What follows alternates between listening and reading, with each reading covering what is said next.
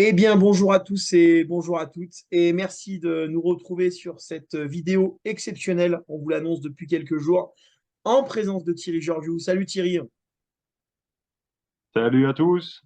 T'as vu, j'ai mis l'équipement là, hein. On sent effectivement que tu es prêt pour nous parler.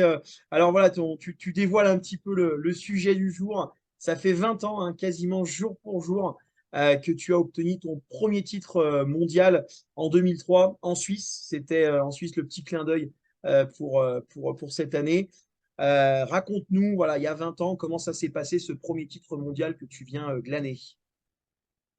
Ouais, exactement. Donc en fait, la photo que tu as derrière toi là, c'était vraiment là où on était quoi, en compétition en 2003. Donc vraiment proche de ce qui va se passer cette année. Cette tenue, c'est la tenue que je portais en 2003. Donc pour remettre dans le contexte, à cette époque-là, j'avais 24 ans. J'avais déjà quelques championnats du monde au compteur, mais j'étais pas encore champion du monde. Donc en fait,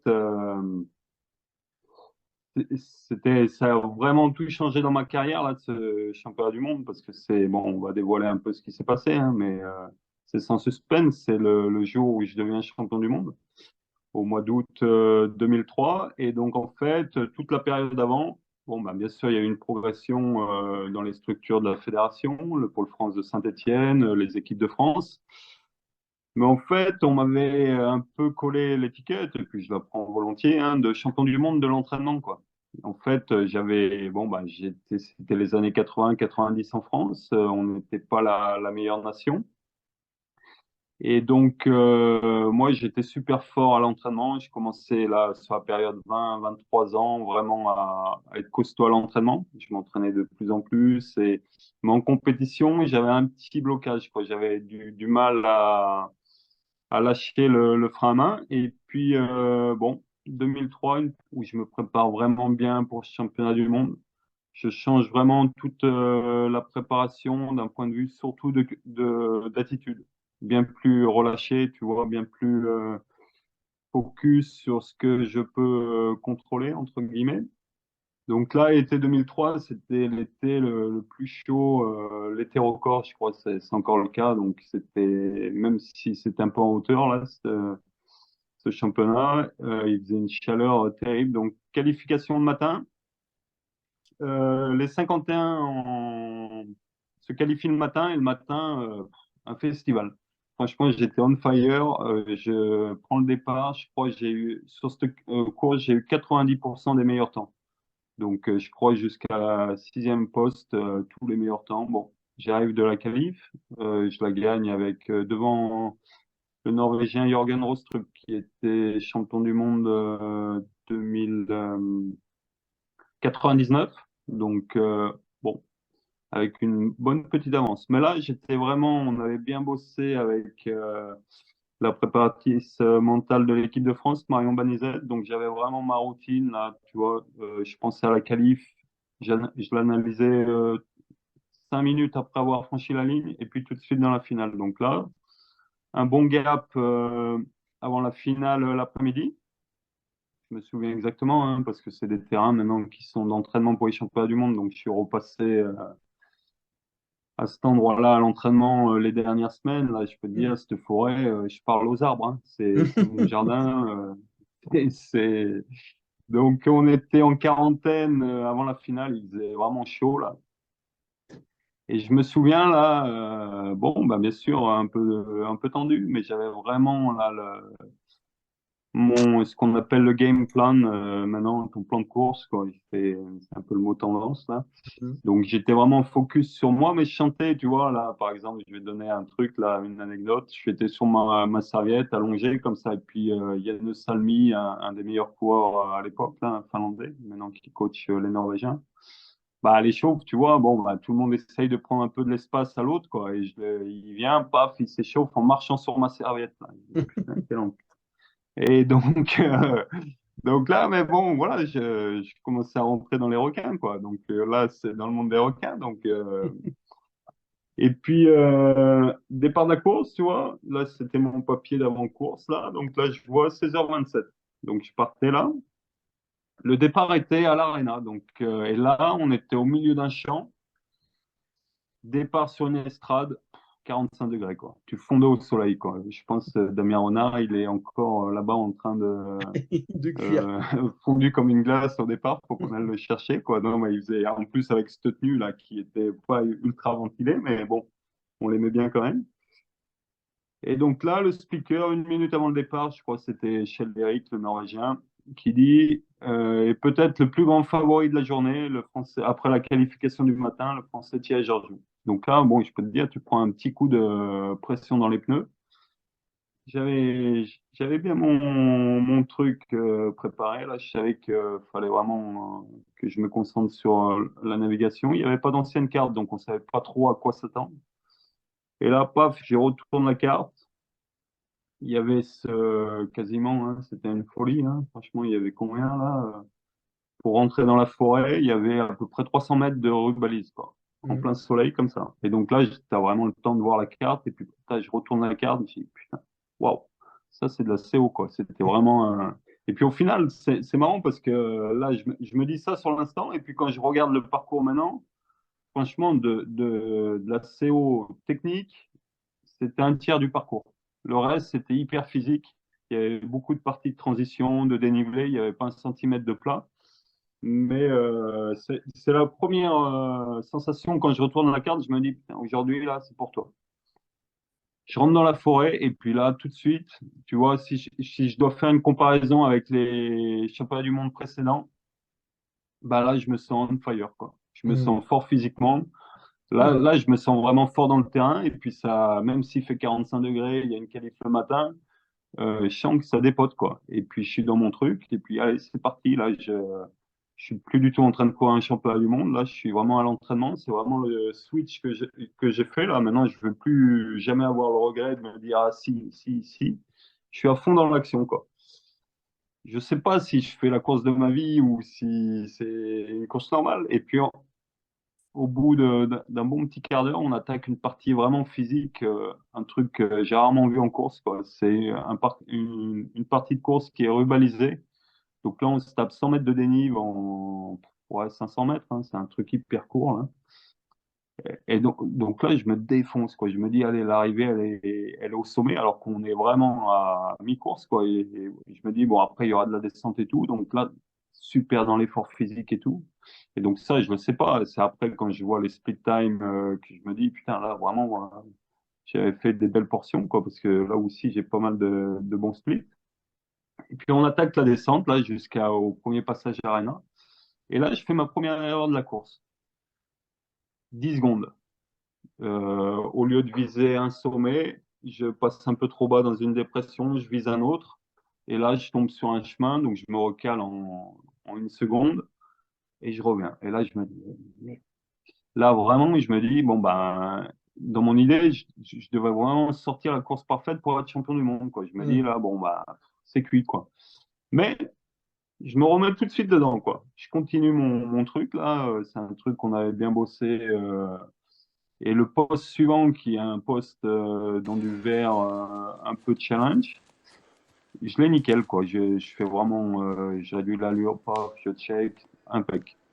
Arena Passage, donc c'était un bulldozer, là, au milieu du champ, là où il y avait eu le départ et l'arrivée, là.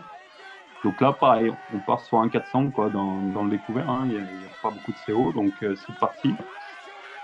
Et là, j'essaye d'écouter le speaker, mais il y a une blinde de supporters, là, super bruit, et puis il y avait des Tadiens, là. Donc, vraiment dur d'entendre le speaker. Et il me semble entendre, et voilà le Français qui vient de perdre la tête de la course au poste précédent. Mm. Tu vois, c'est la machine mentale qui. Alors que j'avais déjà 2 minutes d'avance, là, à ce Mm. moment-là. La dernière boucle, elle n'était pas longue, tu vois, 5-10 minutes. Je me dis, allez, il faut que je me défonce, là. Et cette dernière boucle, bon, elle paye pas de mine, mais c'est là où Passy Ikonen il perd sa médaille d'argent. Et je serre vraiment la vis, quoi. Je me Mm. défonce physiquement et puis techniquement, je fais vraiment le job jusqu'au bout. Et arrive avant-dernier poste. Donc là, la CO, elle est finie. Il y a la tranchée d'Arambert pour aller au dernier poste, hein. Je suis dans les derniers partants, donc ça a tracé plein pot. Et donc là, je descends sur l'aréna. et j'essaye d'entendre un peu le speaker. Et là, je comprends là, que je vais être champion du monde. Là. Il le dit Mm. clairement et tout. Mais bon, dans le même temps, t'es mort. T'es vraiment mort parce que tu t'es défoncé. Donc, et puis moi, je suis encore dans à dire, allez, je vais tout mettre là, parce qu'on ne sait jamais, peut-être c'est serré et tout, faut pas que je fasse le con, quoi. Alors que Mm. j'avais 2 minutes 37 d'avance, tu vois, j'aurais pu faire le truc en moonwalk, c'était pareil, mais donc je fais le couloir là à fond, je me défonce, et puis il y avait vraiment une ambiance d'enfer et tout, et puis là, 10 mètres avant la ligne, là, tu commences à relâcher un peu l'effort, là, parce que tu comprends un peu tout le truc, là, et là, c'est énorme, quoi. Mais Ouais. je franchis la ligne, là, tu te dis, putain, là, c'est le rêve de ta vie qui arrive. Mais dans le même temps, on a tout fait en préparation pour faire de cette journée une journée normale, que je suis pas assailli d'une émotion de malade, quoi. Je suis vraiment, C'était comparé à presque ce qui prévisible. m'entoure, ben, pas prévisible parce que c'est un truc exceptionnel, mais c'est tellement préparé dans les moindres détails et tout, visualisé 400 fois le truc. Euh, et tu vois l'hystérie autour de toi, parce que c'est de l'hystérie, quoi. C'est un truc de fou. Et là, mon père qui arrive 10 secondes après la ligne, là, qui m'embrasse et qui m'étreint tellement fort qu'il m'explose presque la cage thoracique. Je ressens bien sûr beaucoup d'amour autour. Les spectateurs, ils ont été super et tout. Et ouais, ça c'est marquant. Et tu vois, après, podium, les Tadiens qui chantent la Marseillaise. Exceptionnel niveau émotion. Après, on se Mm. retrouve dans la salle de presse, ils montent les split time. Je suis assis à côté de Björn Wallstad, qui est vraiment le king à l'époque, qui fait deuxième. Un autre Norvégien, il monte les split time comme ça. C'est la première fois que je vois le résultat de la course, que je réalise que bah, j'ai éclaté la course, quoi. Mm. Et je me dis, putain, bon, ce que j'ai fait aujourd'hui, c'est quand même. Alors après, c'est un combo de plein de choses, quoi. Le terrain, qui allait vraiment bien. C'était pas un terrain scandinave, c'était pas un terrain continental, c'était entre les deux. Ça me convenait parfaitement. Grosse préparation et puis le match parfait à ce moment-là de ma carrière, quoi. J'arrive à juste à maturité, paf, le jour J, mais et donc au final, ouais, ce qui me reste de cette journée, c'est quoi? C'est bien sûr, on va en reparler après. Ça change tout dans ma carrière. Il te faut une première fois. Je te dis l'émotion. Je me souviens, le podium, tout ça, pas exceptionnel. Je me souviens de deux moments. Un qui est donc contrôle antidopage, tout ça, l'arena qui commence à se vider un peu. Moi, je suis quasiment dans les derniers à rentrer l'hébergement et à 1 heure de route de l'arena. Je vais faire mon footing de récup. Là, je suis tout seul. Mm. Première fois que je suis tout seul. Là, il y a un sentiment de fierté de se dire, putain, pour une fois, tu as fait ce que tu voulais, quoi. Mm. Et c'est vachement fort intérieurement, quoi. Et des moments où tu es tout seul, il y en a très peu, quoi. Parce que tu es vachement accompagné tout le temps. Et puis après, ça va être la folie, les mois qui suivent et tout. Enfin, la folie, tout est relatif, hein. On n'est pas, c'est pas Zidane qui gagne la Coupe du Monde, on est bien d'accord. Mais ce que je veux dire, c'est que des moments où tu es tout seul, connecté à toi-même, il y en a très peu, quoi, Mm. derrière. Et là, c'en est un. Là, j'ai ce petit footing de récup où je suis tout seul et je me dis, putain, ah, tu l'as fait là. Là, tu y es, ouais. Mm. Et ça, c'est vraiment fort, quoi. Et le Mm. deuxième moment que je me souviens, c'est la première fois que je vois Marion Banizet, donc notre préparatrice mentale, là, elle vient me voir dans la chambre là, quand je suis rentré à l'hébergement, donc c'est assez tard. Et là, c'est un grand moment aussi parce qu'on a l'impression qu'on a réussi quelque chose, quoi. On a fait cette préparation pas très longue, hein. Au final, moi, je l'ai rencontré après la Tumila en 2003, donc c'était une petite préparation de 3 mois, quoi, mais assez intense, et on a partagé beaucoup de choses, et c'était assez fort, quoi. Donc voilà, ça c'était un peu résumé rapidement, hein, De la mais la journée. journée, Non, quoi. non, mais on sent effectivement. Euh, En tout cas, écoute, voilà. Et puis merci de nous avoir fait revivre en tenue d'époque de 2003. Ça ouais, fait quand même plaisir. ouais, bah moi je voulais aussi te remercier parce que tu vois, en 2003, il n'y avait pas de télé française. Et bon, il n'y a pas beaucoup d'archives. De cette journée-là. Et donc là, vous êtes sur place. Et j'espère vraiment il y aura des Français pour nous faire vibrer sur ces terrains. Je pense qu'ils portent chance aux Français. Donc, je te remercie beaucoup de t'être engagé là-dedans. Et j'espère que les Français feront briller les couleurs de la France durant cette semaine.